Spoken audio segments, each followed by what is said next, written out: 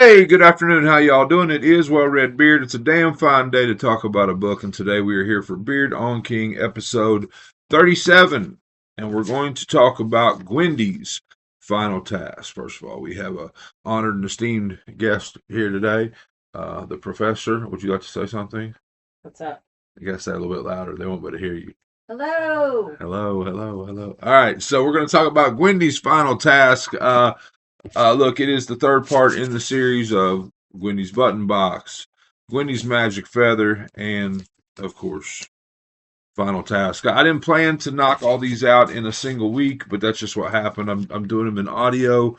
Gwendy's Button Box and Magic Feather went the same day, and then this one I've just been kind of working on this week. Look, I really liked Gwendy's Button Box. I mean, nothing crazy, but 4 star.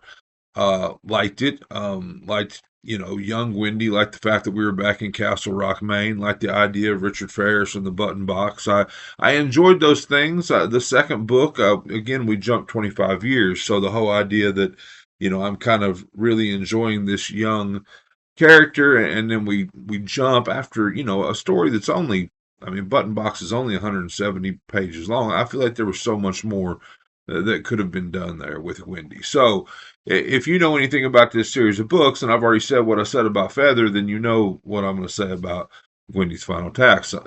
I mean, we jump even further into the future. She is a U.S. senator at this point, whereas before in Feather she was just a congresswoman from Maine. Now she's a senator, and then the Button Box has made it back to her again. And Richard Ferris has brought it to her on the idea that she is going to dispose of it. And so she's a senator. One of her best friends is the leader of the CIA, and gets her basically booked on a space flight. Yep, Gwendy's going to space. And I know how that sounds. That's what I thought. I mean, it sounded like some ridiculous comic book idea of Wolverine goes to space or something. But yeah, Gwendy is going to space to rid us of this button box. I mean, it's believed that the button box caused the COVID outbreak, and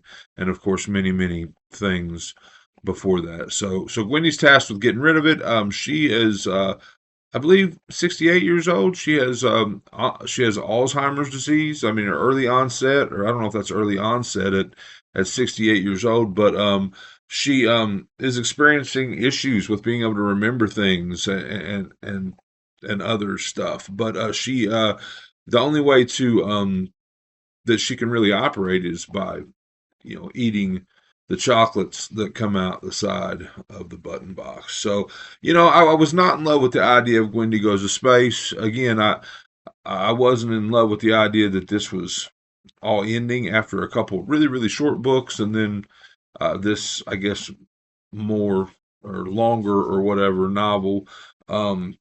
So yeah, I mean, I'm probably at 3 stars, middle of the road. Let's get a little bit of synopsis, and then I will talk about some things that I do like about this book, though. So, when Gwendy Peterson was 12, an enigmatic, you say it, Enigmatic. enigmatic stranger named Richard Favis. I just screwed all this up, so don't worry, we're not starting over. An enigmatic stranger named Richard Ferris gave her a mysterious box for safekeeping. It offered treats and vintage coins, but it was dangerous. Pushing any of its 7 colored buttons promised death and destruction. Years later, the button box entered Gwendy's life again. A successful novelist and rising political star, she was once again forced to deal with the temptation that the box represented. Now, evil forces seek to possess the button box, and it is up to Senator Gwendy Peterson to keep it from them at all costs. But where can you hide something from such powerful entities? Space, of course, space. In Gwendy's final task, horror giants Stephen King and Richard Chizmar take us on a journey from Castle Rock to another famous cursed Maine city, to the MF1 space station, where Gwendy must execute a secret mission to save the world, and maybe all worlds. That's it. So we're going to space. We've got the button box with us. There are powerful evil forces in play trying to obtain the button box. So much so that things have spiraled out of control a little bit in Wendy's personal life. Her husband has died in a car accident, a hit and run thing. And initially, the police had no information. They had no video footage. They didn't know what had happened. Well, we come to find out that it was definitely a hit job, definitely a murder job to try to, I guess, mess her up on her way to running, for the U.S. Senate. But and there's some other things like her house catches fire at one point, and this Alzheimer's thing is weighing pretty heavy on her. So, but she's tasked with going to space to get rid of the button box.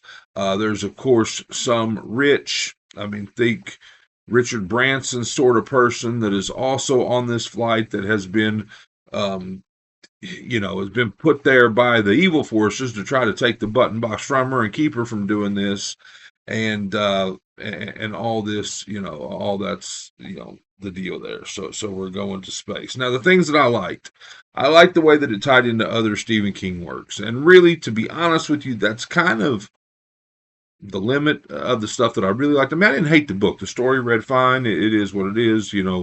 Gwendy's going to space to get rid of the button box. But it ties into the Dark Tower series with the low men in yellow coats having a part in it.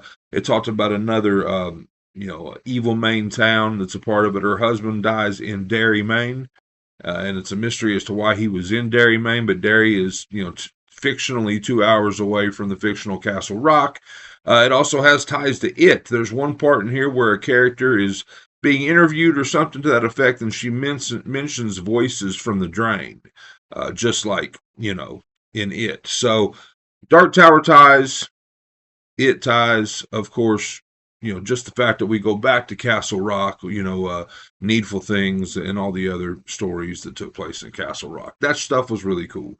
But all in all, I'm 3 stars on Gwendy's final task. I think I liked it better than Magic Feather, though. But Gwendy's button box was definitely my favorite. And I wish we got more of that. I wish we got more of, stories of young Gwendy, with the button box and kind of spending time with that. Like for me, it was almost like this thing of, we had Gwendy, we had the button box, we had all the intrigue and mystery and all that. And then, we kind of just skip past all that in book 2 and 3. Much like, one of my favorite parts about the Harry Potter books is Hogwarts, is getting to know Hogwarts, is seeing the different rooms and moving staircases, and but of course you don't have the time or energy to do that in every single book. But I will say that the fact that we weren't going to do that, we weren't going to go back to Diagon Alley and get our supplies, and we weren't going to, get reacquainted with Hogwarts and all that every time. It was like, man, that was one of my favorite parts about the first book. So,